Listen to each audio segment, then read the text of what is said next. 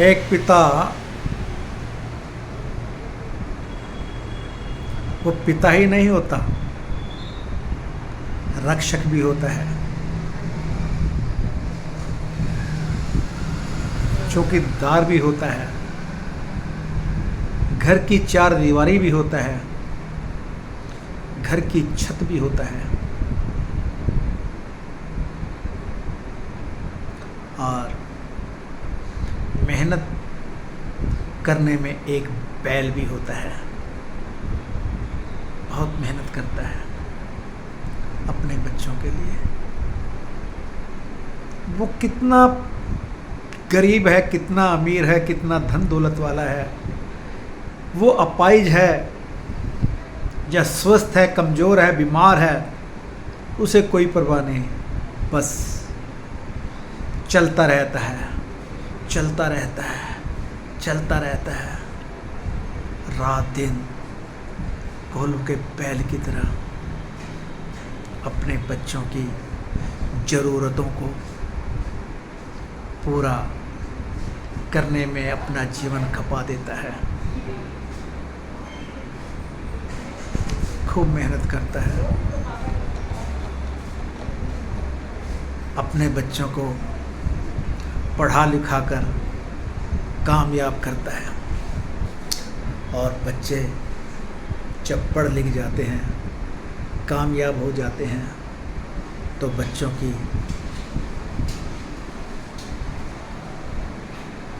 विवाह करने की चिंता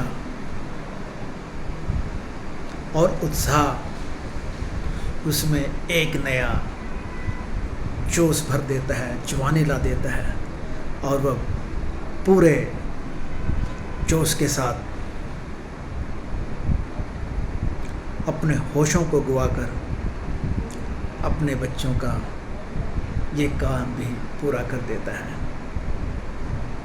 बच्चों के घर बस जाते हैं, गुस्से में सब सही चलता है,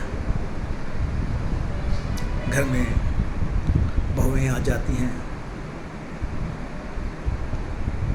धीरे धीरे बच्चे जो अपने बाप के सबसे समीप होते थे, अपने बाप से कटने लगते हैं, और इस हद तक कट जाते हैं, एक दिन वो अपने बाप से मुंह फोड़कर सीधे बोल देते हैं, तुम्हारी हैसियत ही क्या है, क्या किया है तुमने अपने जीवन में, तुम्हारी औकात ही क्या थी।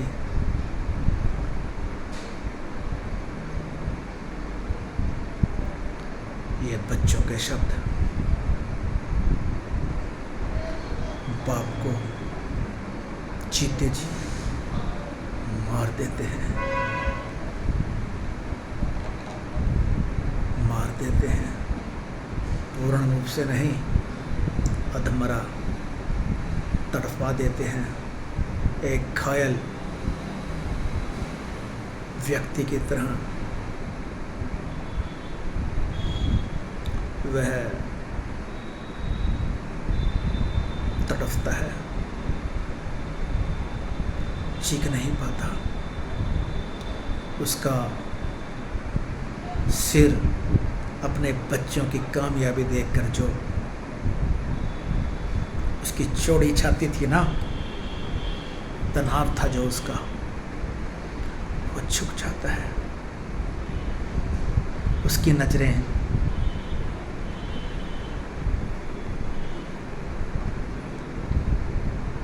जमीन को खूरने लगती हैं,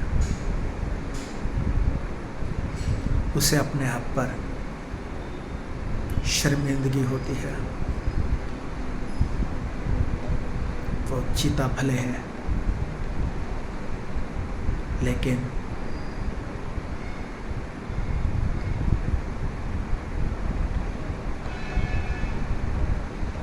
चीते जी मर जाता है।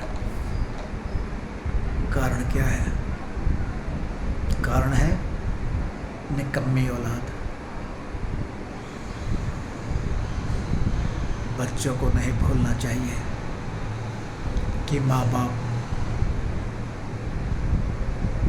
अपनी औकात से बढ़कर अपने बच्चों के लिए मेहनत करते हैं, उनकी ज़रूरतें पूरा करने के लिए अपना श्रम, अपनी मेहनत को डबल कर देते हैं। थका होने के बावजूद भी आह तक नहीं निकलती, बीमार हो जाते हैं और सोच सोच कर पैसे बचाते हैं। कोई बात नहीं, बुखार है, नज़ला है या शरीर का दर्द है, 2-4-5 दिन में ठीक हो जाएगा।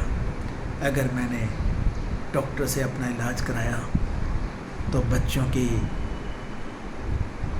परवरिश में बाधा आ जाएगी, वो अपना इलाज तक भी नहीं करवाता। आज उसे अपने आप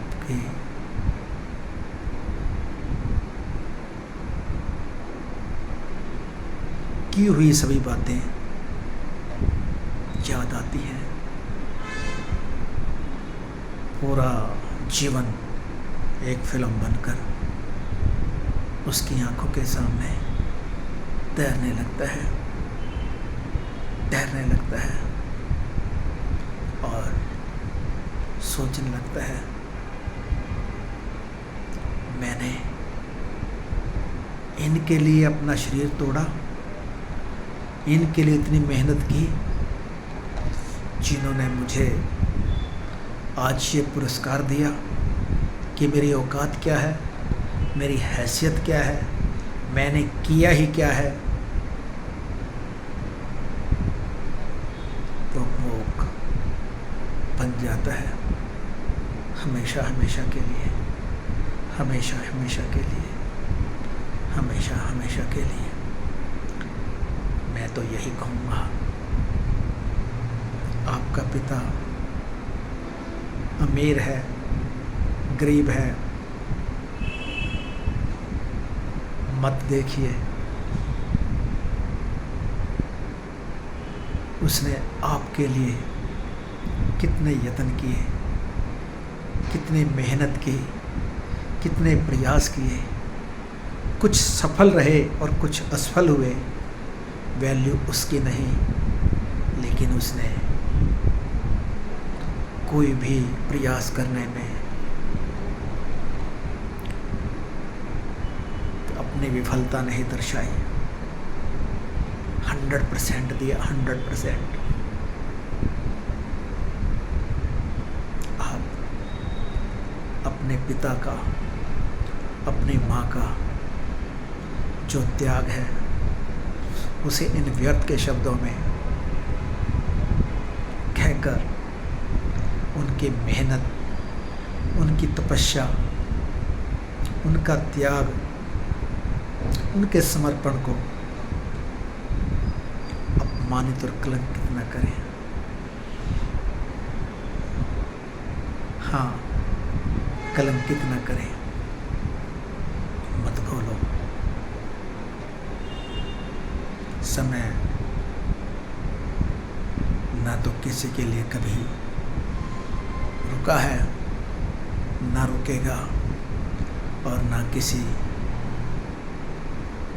पर रहम किया है, और ना किसी के साथ बेवफाई की है। समय अपने समय पर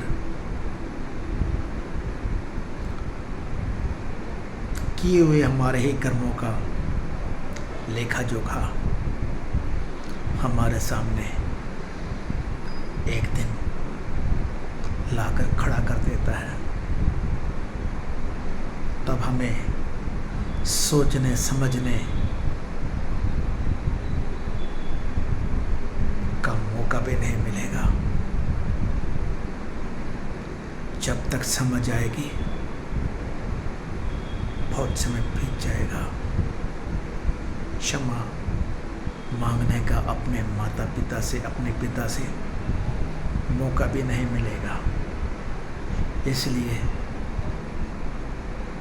अपने माता पिता का सत्कार, आदर, मान सम्मान, इज्जत करें।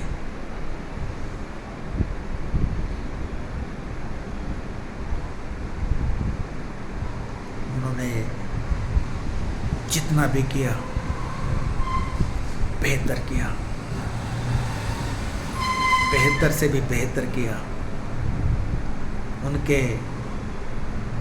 जज्बे को, उनके हिम्मत को, उनके हौसले को, तुम्हारे प्रति जो उनका प्यार था उसको 100%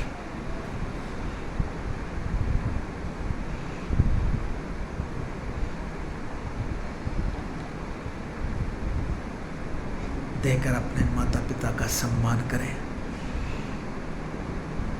अपमान नहीं, अपमान नहीं, अपमान नहीं। मानो या ना मानो, मर्जी आपकी अपनी अपनी है।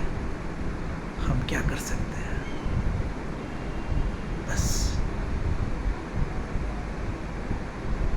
समय नज़दीक है। तुम भी आज पिता हो, आज जवान हो, युवा हैं आप। जो आज आपके बच्चे हैं कल वो बड़े हो जाएंगे। जब वो बड़े होंगे, अगर उन्होंने तुम्हारे साथ भी वैसा ही किया जैसा तुमने अपने पिता के साथ, अपनी माता के साथ किया, तो सोचो क्या होगा। हो सकता है तुम अपने पिता की अपेक्षा अधिक धनवान हो, अधिक सफल हो। ये एक अच्छी बात है, ये आपके शुभ कर्मों का फल है जो आप सफल हैं, धनवान हैं। भगवान ना करे आपके बच्चे आपसे भी ज़्यादा ऊंची पदवी पर, ऊंचे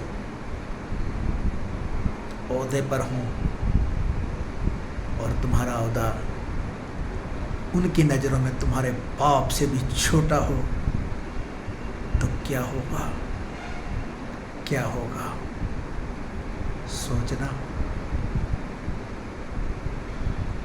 जय श्री राम।